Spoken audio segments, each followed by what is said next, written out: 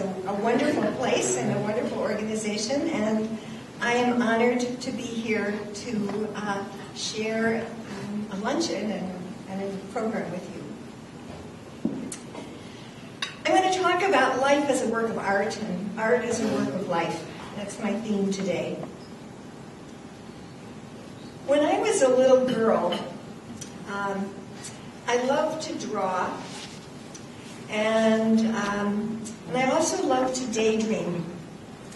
And I have this memory of sitting in 5th grade in Mrs. Gifford's class, and all of a sudden, floating into my mind went the words, "You with the lavender ribbons, pay attention." And it occurred to me that I was wearing lavender ribbons that day. It occurs to me now that what I might have been daydreaming about was possibly a lot more interesting than what Mrs. Gifford was trying to teach me. Here is me at my home. This is a part of a larger bowl that I do, that I've painted, sitting on the living room rug, drawing pictures. I still daydream. Do you daydream?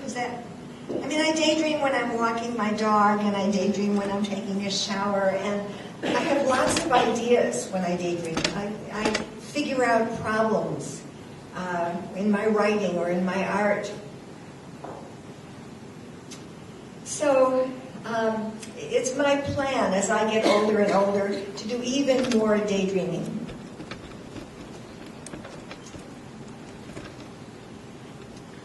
I want to talk a little bit about kind of my philosophy of life. And one of them is that life is it's a quick trip. I'm 71, almost 71 and a half now. I don't usually use a half when you're that age, but I'm going to account for that. And one of the things that I talk about with my friends, and I suspect that many of you do too, is like, where did the time go? How did it go? And I think it's really important to, as you're going through that quick trip, to enjoy the scenery.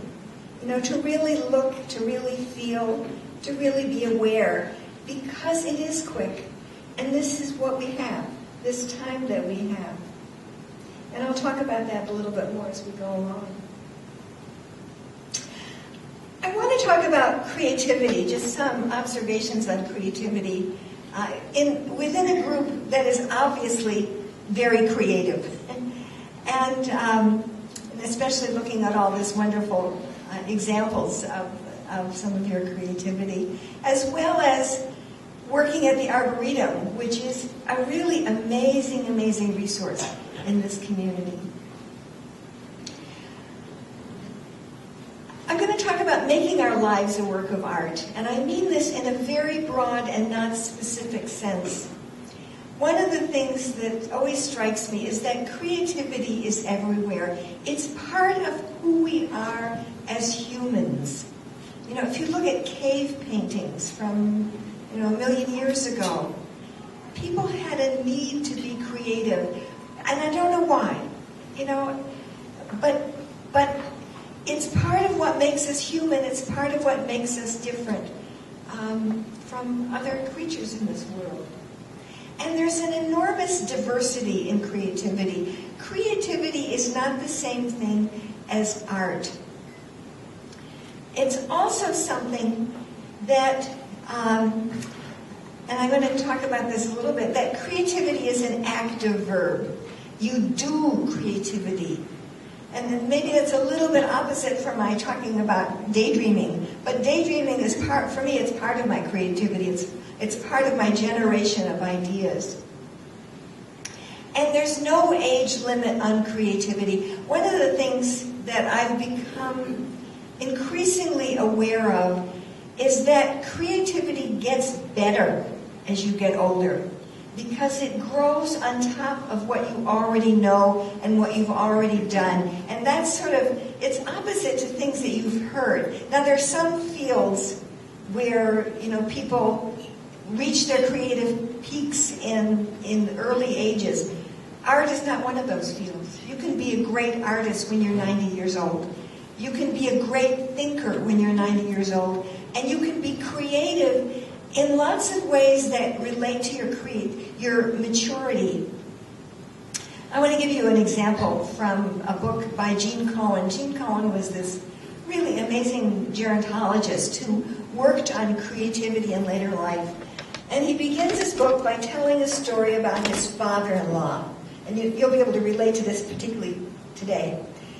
His father-in-law was visiting, his father-in-law and mother-in-law were visiting him and his wife in the Washington, D.C. area. And for love or money, they couldn't get a taxi because of this blizzard that had happened in Washington, D.C. So, what did his father-in-law do? He walked into a pizza place and ordered a pizza to be delivered and hitched a ride. That is an example of creativity. And I think it's particularly, you don't think of that when you're 15 years old. You think of it when you're older and you have all these connections to put together, and it enhances your creativity. So remember, the older you get, the more creative you can get. Now, I also think that there's a creativity quotient, that we are creative in different ways.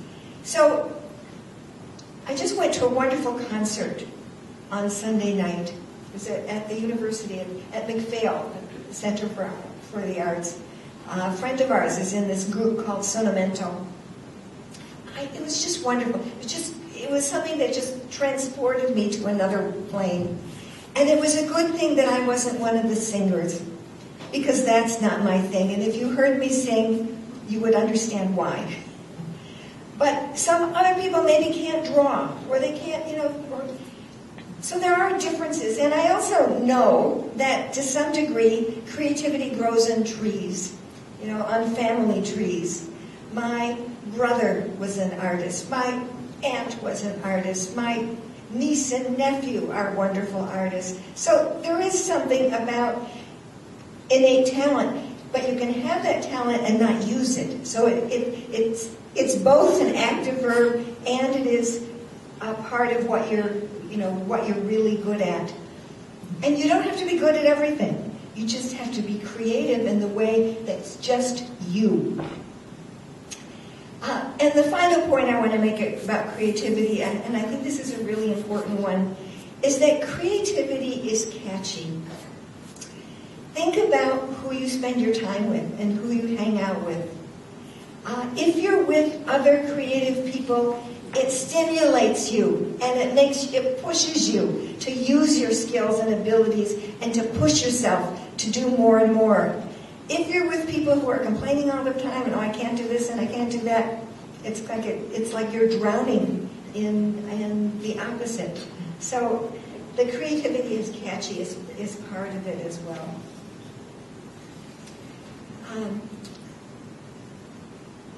One of the things that I've been doing and have sort of fallen in love with this, I've been teaching art mostly to older people. Lots of times in nursing homes, assisted living, independent living as well. I come and I teach collage art, and these are some examples of some of the art that's been done by my students.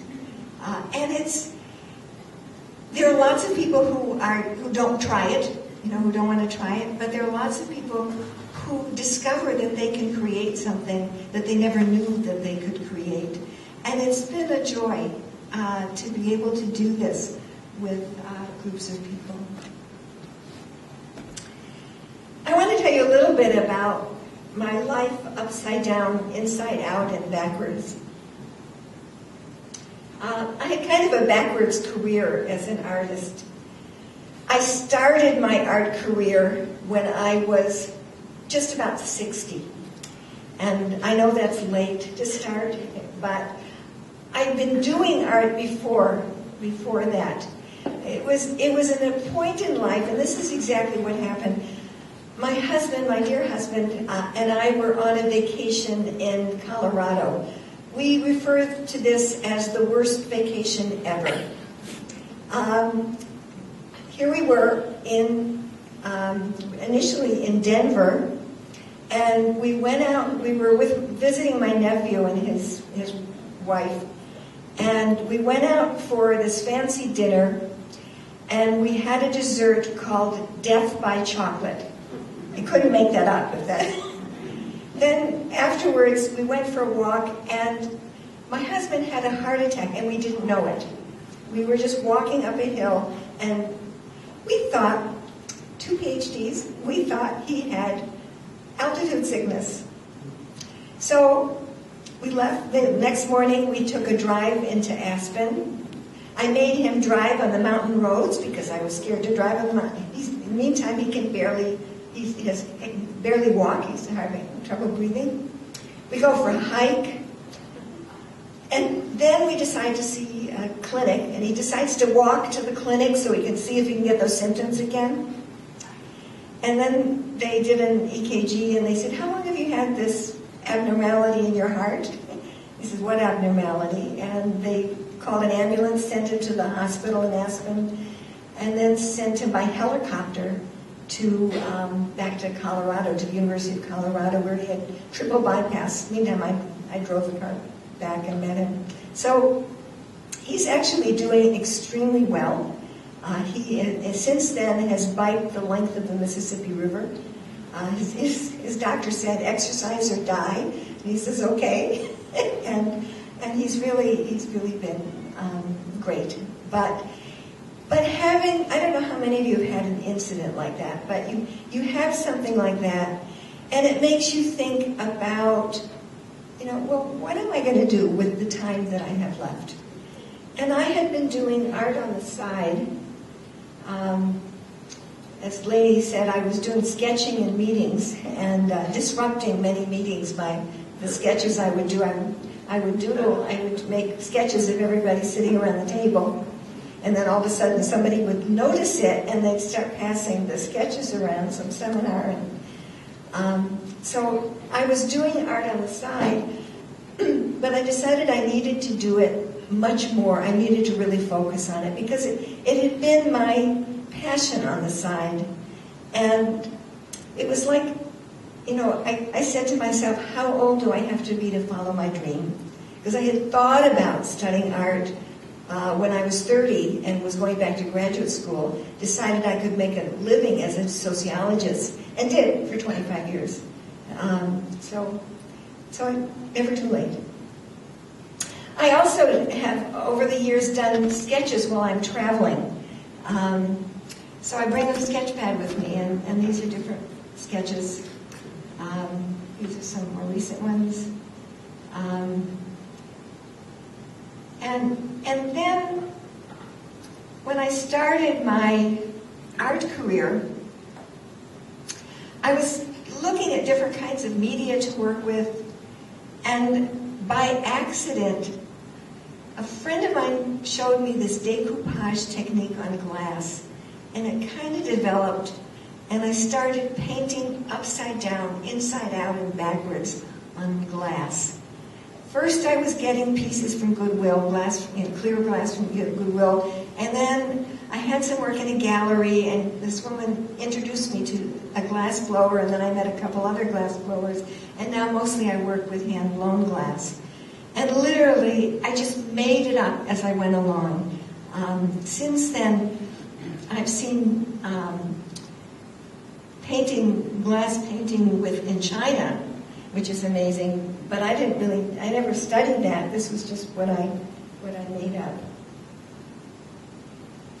So what I'd like to do is first show you a few samples of my glass art. And a lot of art has been done about the art